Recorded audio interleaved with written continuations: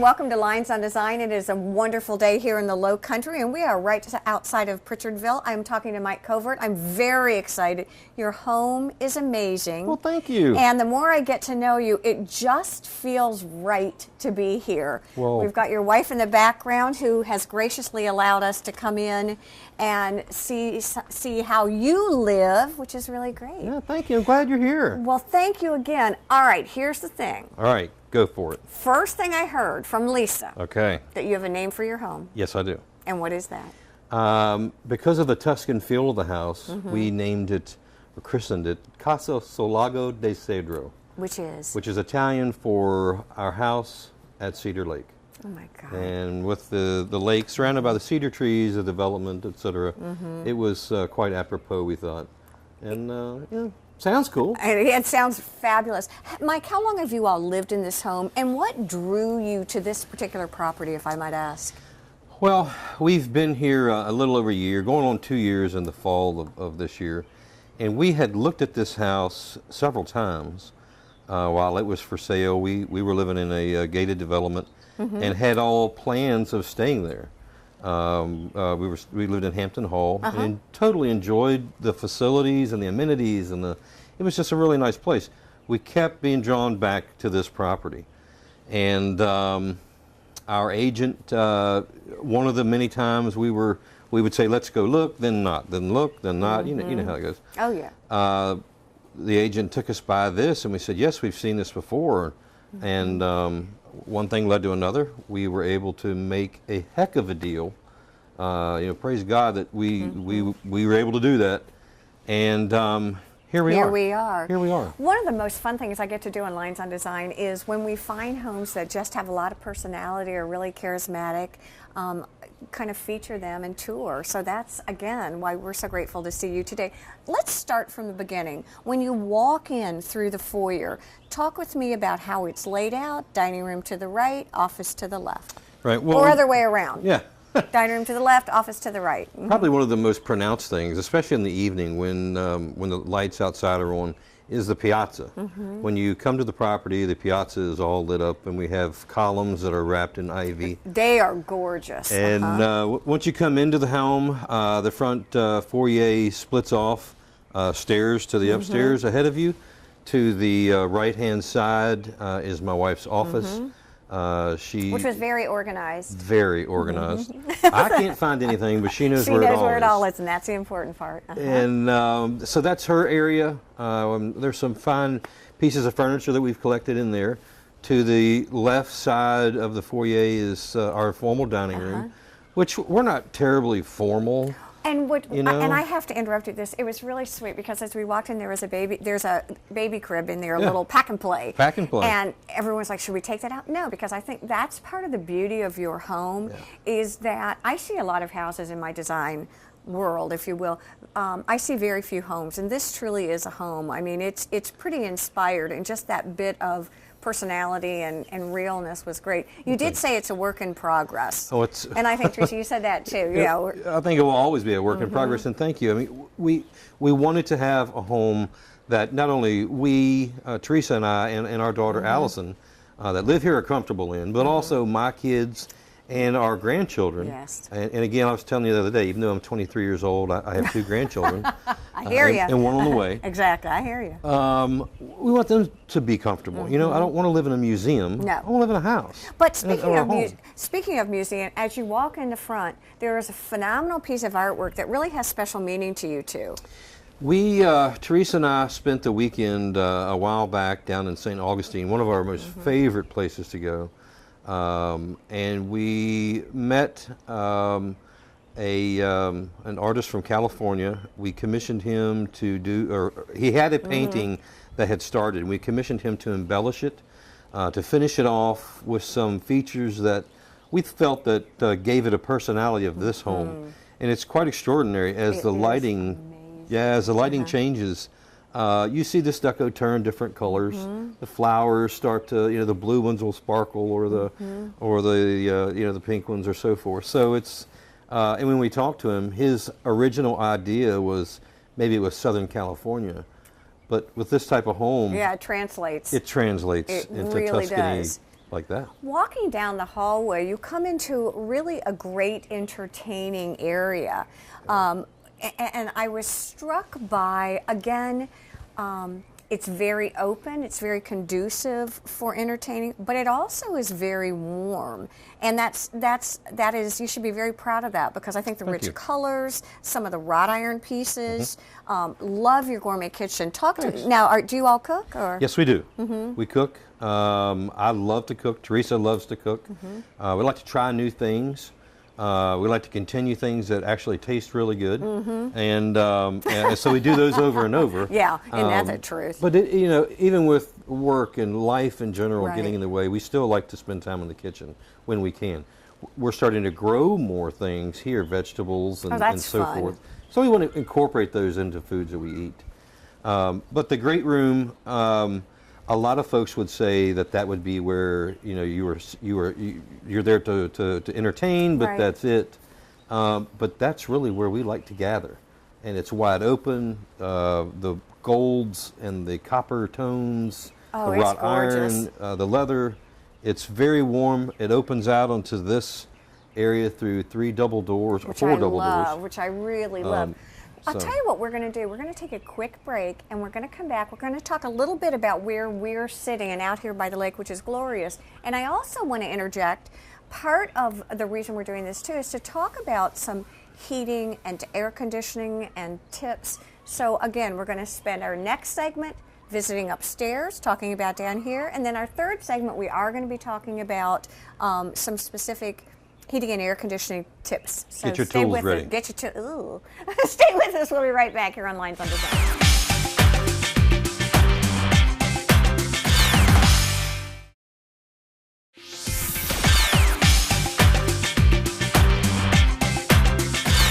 We are back here on Lynes on Design. We are here with Mike Covert. We have a whole peanut gallery here who are enjoying this glorious day with us here in Cedar Lake. It's absolutely beautiful.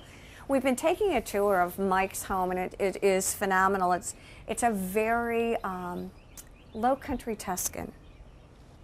What do you think? Excellent. Is that good? I like that. That's working for us, isn't it? I like that. But we've kind of been through the main body of the home. I want to talk about two places right now where we are here with the screened-in porch, which is absolutely gorgeous, which is adjacent to your master suite. Master suite's there. The porch was not screened in when we bought the house. When we purchased the home, one of the things we said was, we love being outside, but not so much when the gnats are going bananas. Like now. Yes. Like now. So we decided to have this screened in. They did a fantastic job. Beautiful. Now we can use this all year long. Enter and exit off of the master bedroom, the breakfast nook, or the 3 double doors into the main, gallery. And it's just, it's with the fans going. It's really relaxing. It is. It's funny because we were talking about where are we going to do this segment. Where should we go here? Should we go there? But the wind is blowing. There's a nice breeze that follows all the way through the home, which is really pretty impressive. And it doesn't get better than this. Yeah. If we do take a tour upstairs, I think this is a really fun place. We had a little sneak peek during the break, and your daughter Allison has probably the cutest room I've seen in a long time. It's cool to be 15. Yeah, she's got quite the room, as we call, or as she calls it. She's on the north wing. Oh, excuse me. Yes. I like that. When you're 15 going on 25, you have the north wing. Yes. And she has a private balcony above here where she suns, and it's really a hoot. We get a hoot out of this. I love that. But yeah, she's got a great room, purple and I think there's some silvers in there. Yeah, and so purples forth. and silvers. I mean, hey, it's all good. You know what I really was impressed with?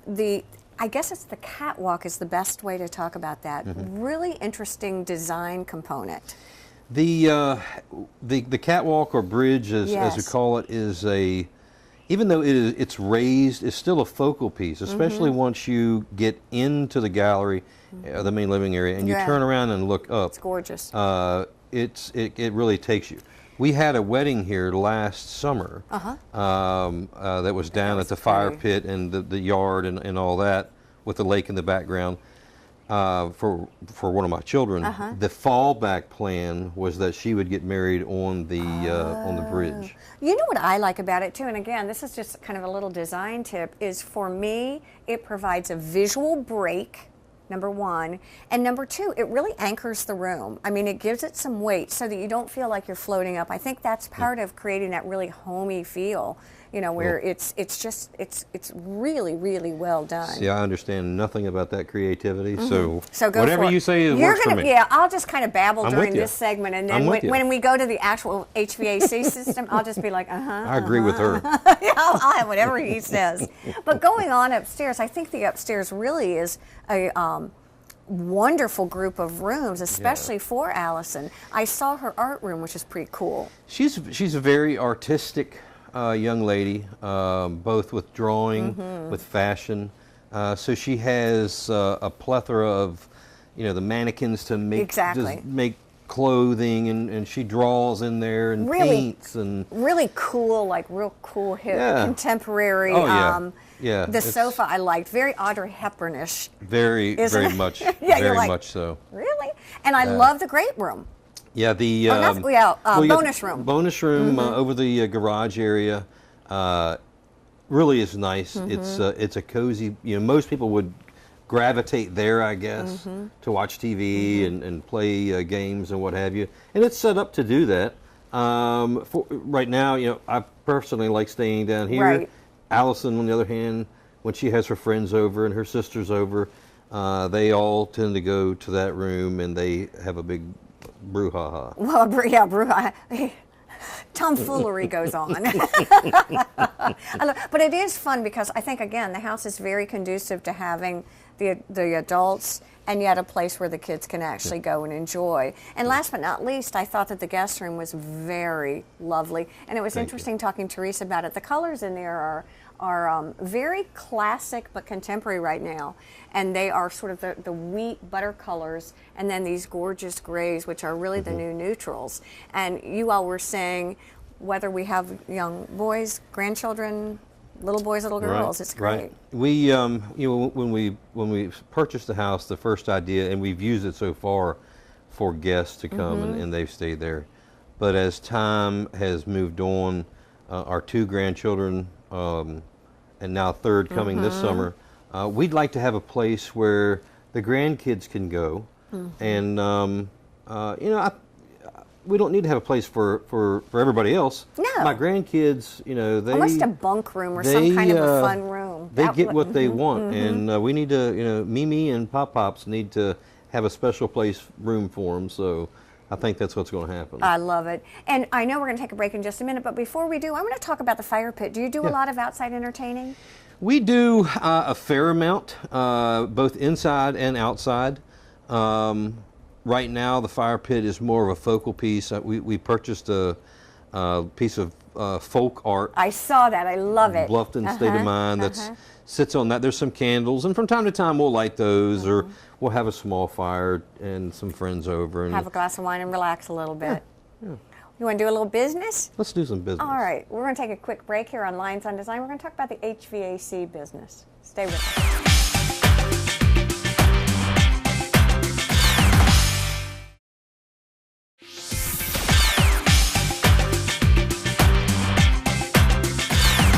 We are back here on Lynes on Design. Mike Covert and I have switched locations because it's absolutely gloriously beautiful. We're here at the fire pit in a Bluffton State of Mind.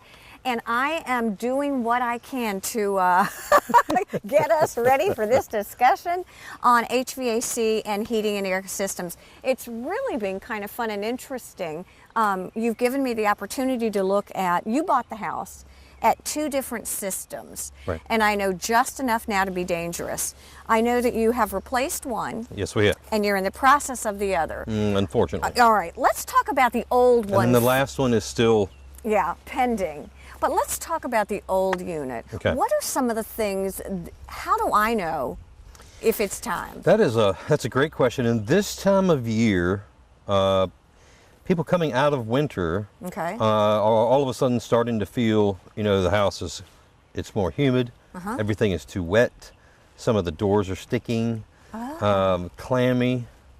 something is wrong. And a lot of times, you may not know it, but the problem started back in the wintertime. And if people would really pay attention to their electric bill, and if you have a heat pump in the winter, if your electric bill is starting to really creep up, okay, there's a problem. And now your house is still warm because of the auxiliary heat, but the mechanical refrigeration isn't working. This is such a, I'm dying to ask him questions now. Are we good consumers when it comes to our heating and air conditioning? Because I hear different things all the time. Make it cool at night and jack it up. Keep it consistent. Do this, do that. I don't know. What is it just depend? You know, the best thing, I really have two answers for that. In my personal and professional opinion, the best thing is to set it and forget it. I like it. Set it and forget it. Yep. Now, the second answer to that is you do what makes you comfortable. Okay. Period. You know, that's getting real. Okay. But to save money, if you have it set at a consistent temperature, all right, for cooling, and then a consistent temperature for heating, and just forget about it. You're doing what you can do for energy efficiency. Do you recommend a certain temperature? Well, around here we use guidelines when people build homes. Okay. The heating and air conditioning systems are designed through something called a manual J. All right. Then there are other manual Ds and so forth, which are sanctioned by the local building codes to tell us what size equipment goes in there. There are guidelines that the federal government has, put in place. All right. In this area, the design guideline is for cooling. I believe it's 96 degrees outdoor air temperature, 75 degrees inside at a 50% relative humidity. Okay. Everything is designed around that. Around that. Heating, for all intents and purposes, heating is really not figured in to the calculation because it's really a negligible point. Okay. Cooling and dehumidification, that's where the load has to be done. Does a cooling system act also as a dehumidifier? Is it Absolutely. Oh, it does. Air conditioning is nothing more than dehumidification. Oh, I didn't realize that. And Yeah, you know, you do. we talk all the time about the low country and mold and things like that. And isn't some of that just the nature of where we live? Well, mold is it's a good everywhere, thing. It's right. and you know, we have to have it to survive. That's how decomposition of material, in the woods and so forth happens. We don't want that in our homes. Okay. We don't want our homes to be a breeding ground of mold. So yes, we have a high concentration of mold here. There's a lot of humidity in the air, et cetera, but we need to keep that out of our houses. Yes, okay, that makes sense. Through a well-maintained, insulated, ducted heating and air system. All right, then let's talk about some new systems. Right. What can I expect from a new system? How are they different than they used to be? Well, the biggest thing, many years ago, the idea and the engineering was for an air conditioning system to come on, cool down, and shut off. All right. Come on, cool down, shut off. It was a boom, boom. We've gotten smarter and figured out that that's a waste of electricity. Now we want the systems to run for longer periods of time. Okay. We're using variable speeds in the fans of the air duct system, slowing them down, letting more water molecules be pulled out. So you can raise the temperature in your home, still have a relative humidity that is comfortable. Correct, in the 50% within the range. guidelines, Yeah. right? And not cost you an arm and a leg. But you want the system to run, pull the humidity out, keep the temperature where you want it, the humidity especially where you want it, and you'll be fine. Now, I know you do a lot of new systems too, but I guess being a proactive mom here, I tend to be one who would like someone to come in and take a look at my system, maybe do some assessments just so I can prepare. Do you recommend that? And if you do, how often do you think it would be, it makes sense to have someone come in and really just check out? Well, What's going more on? than just check out, you need to have your heating and air conditioning equipment cleaned twice a year. Okay. Just as important as changing the batteries in your smoke detector. Wow. These things have got to be kept clean. Once they have gotten dirty or gotten slimy, Okay. and they get very nasty, it can get ahead of you, and then you're behind the 8 ball forever. So once they're maintained and kept on a consistent schedule every 6 months, independent of whatever season So it's really it like is. bug control or anything else. Just set it up with you. Absolutely. Okay. Every 6 months, the heating and the air conditioning should be cleaned. And Debbie, if I'm not doing your house, we need to be doing that. Yeah, no kidding. No, it's awesome. And what I really appreciate this is you're giving us, we talked about the beauty of a home, but these are the nuts and bolts that are going to keep my home. I mean, talk about keeping my maintenance down if I do what I'm supposed to do. Well, do you know one of the most important, in my opinion, one of the most important investments in your home that affects everything else in your home is your heating and air It conditioning. makes sense to me. It really If does. it fails, a lot of other stuff fail. Mike, thank you so much for joining us. We want to thank you all for joining us here on Lynes on Design. It was absolutely great. We look forward to talking with you again. The pleasure's all mine. And thank you all.